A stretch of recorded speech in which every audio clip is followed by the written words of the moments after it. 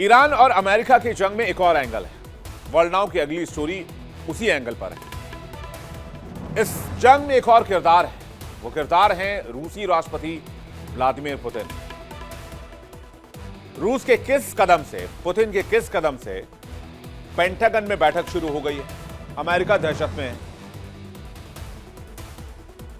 चलिए बताते हैं। अमेरिका और ईरान के बीच बढ़ते तनाव को अब सिर्फ दो देशों के मद्देनजर नहीं देखा जा सकता है।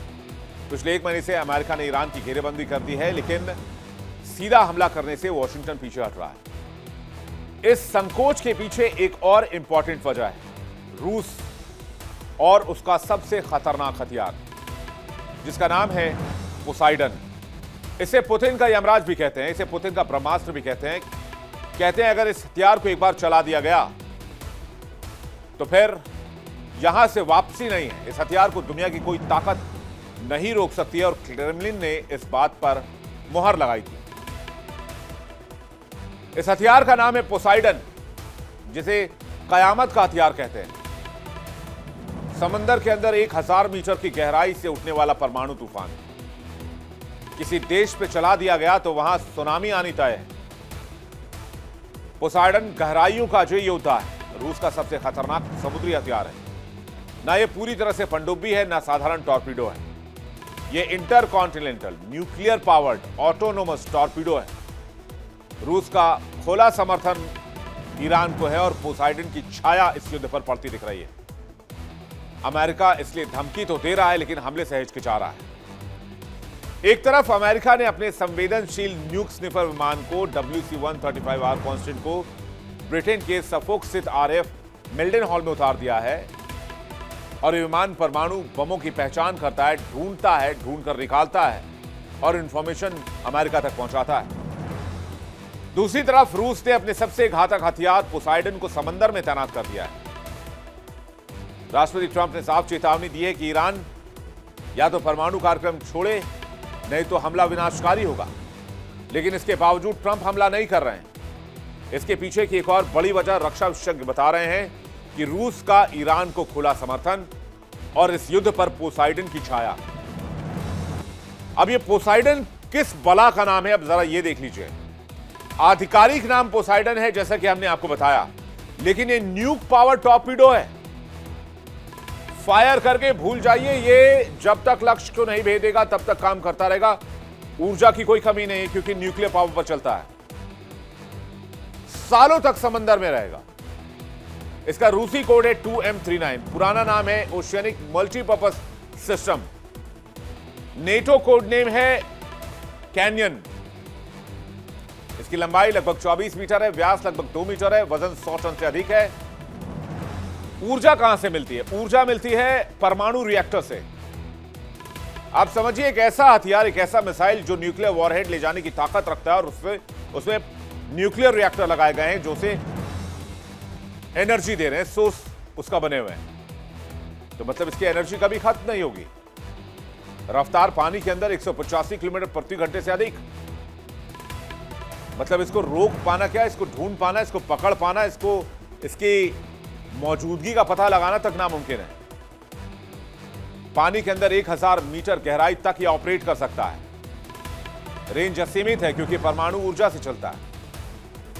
पोसाइडन रूस का एक परमाणु संचालित अंडर वाटर ड्रोन है। अब इसे क्या कह सकते हैं? पूरी तरह पनडुब्बी भी नहीं है, ये एक साधारण टॉर्पीडो भी नहीं है। ये एक intercontinental nuclear powered autonomous torpedo है जो दुश्मन को तबाह करने के लिए बनाया गया है। हाल ही में क्रेमलिन ने एक बयान जारी करके कहा था, जब इसको टेस्ट किया गया था तब कहा गया था कि इस हथियार की काट पूरी दुनिया में किसी के पास नहीं है और इस हथियार को अगर एक बार चला दिया गया तो फिर इसे दुनिया की कोई ताकत रोक नहीं सकती। रूसी राष्ट्रपति व्लादिमीर पुतिन ने 2018 में पहली बार इसका सार्वजनिक खुलासा किया था। उन्होंने इसे अजय हथियार बताया था, जिसे ना तो रोका जा सकता है और ना ही ट्रैक किया जा सकता है, ना ढूंढा जा सकता है, ना पता लगाया जा सकता है। व्लादिमीर पुतिन के माने तो यह हथियार रूस की रणनीतिक सुरक्षा को एक नई ऊंचाई पर लेकर चला गया है। पोसाइडन समुद्र की 1000 मीटर की गहराई पर ऑपरेट करता है। इतनी गहराई पर किसी भी रेडार या सोनार सिस्टम के लिए इसे पकड़ पाना लगभग नामुमकिन है।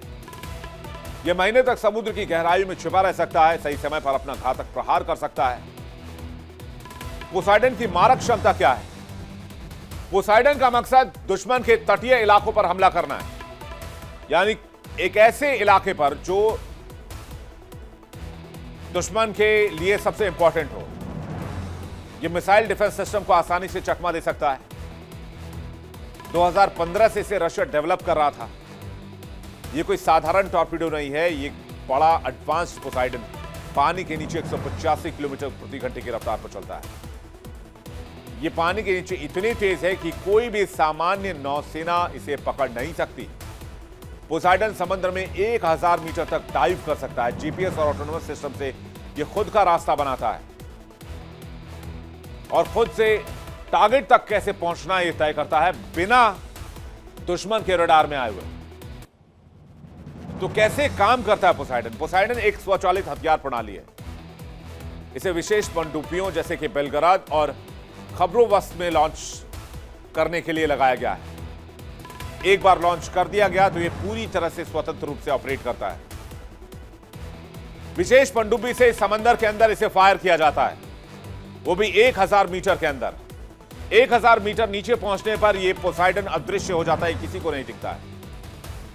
न्यूक्लियर एनर्जी से पावर्ड है तो हजारों लाखों किलोमीटर की यात्रा कर सकता है और जहां इसका निशाना है वहां पर पहुंचकर यह परमाणु धमाका करता है। समंदर के अंदर धमाका हुआ तो सुनामी आनी तय है। 500 मीटर से ज्यादा ऊंची जहरीली लहरें पूरे तट को निगल सकती हैं।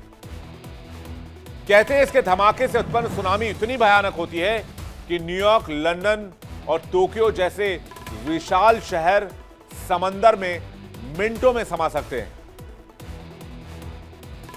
और जो लोग डूबने से बच जाएं वो इसके दूसरे प्रहार से मारे जाते हैं, यानी वो रेडिएशन की वजह से चंद मिनटों में, चंद घंटों में मौत के मुंह में चले जाएंगे।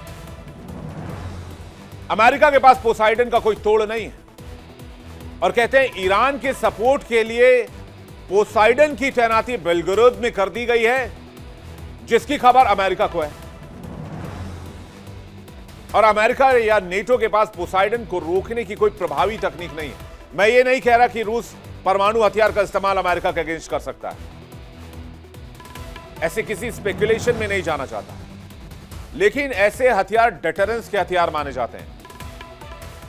रूस बेशक इस हथियार का इस्तेमाल अमेरिका के खिलाफ ना करे, लेकिन रूस अमेरिका को रोकने के लिए एक पोस्चरिंग कर सकता है या फिर कर रहा है, जिसकी वजह से अमेरिका अटैक नहीं कर रहा है।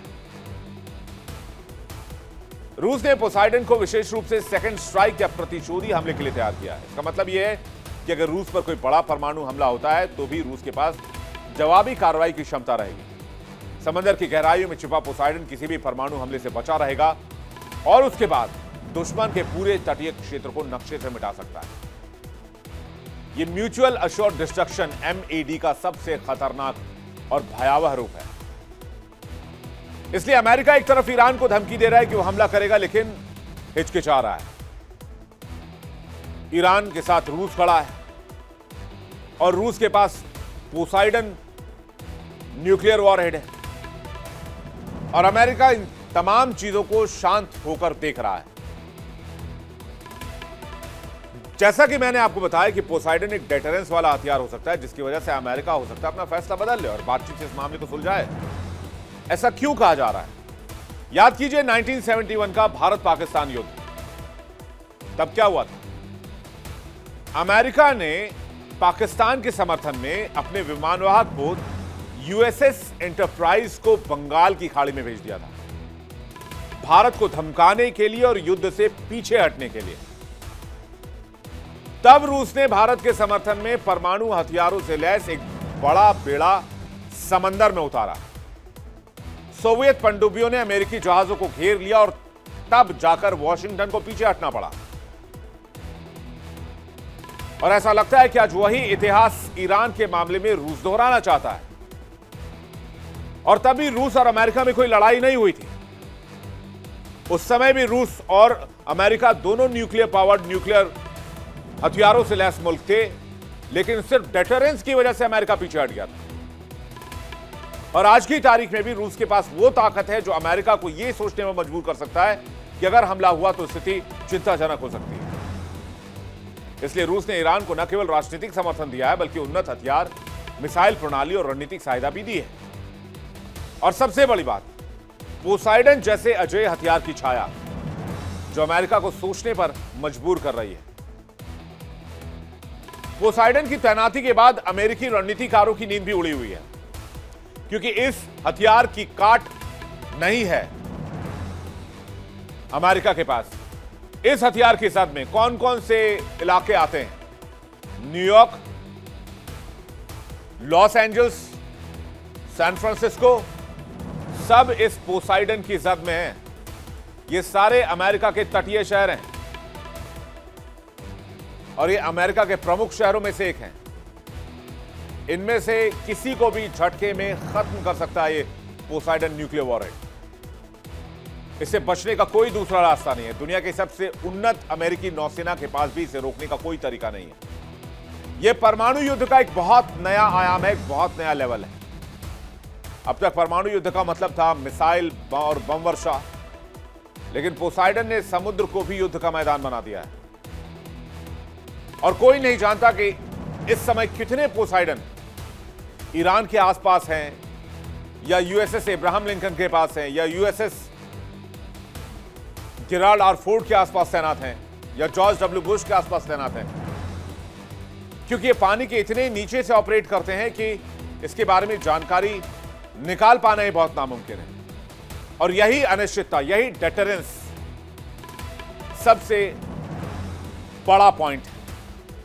राष्ट्रपति पुतिन ने एक बार इस हथियार की तुलना महाभारत के अश्वत्थामा से की। उनका इशारा था कि जिस तरह अश्वत्थामा अमर था और युद्ध के बाद भी जीवित रहा, उसी तरह पोसाइडन भी किसी भी तरह के हमले से बचा रहेगा और युद्ध के बाद भी अपने काम को पूरा करेगा। यह बयान सिर्फ एक बयान नहीं था, यह क्लियर वार्निंग थी कि रूस को खत्म करने की कोशिश मत करो, क्योंकि प्रतिशोध बहुत भयानक होगा। पोसाइडन ने दुनिया की सैन्य रणनीति को पूरी तरीके से बदल दिया। यह सिर्फ हथियार नहीं बल्कि एक नए युग की शुरुआत है, जहां समंदर की गहराइयां भी युद्ध का अखाड़ा बन चुकी हैं। और ईरान अमेरिका तनाव में रूस की भूमिका और पोसाइडन की छाया ने साबित कर दिया है कि परमाणु युग में कोई भी युद्ध जीता नहीं जा सकता, केवल सर्वनाश होगा।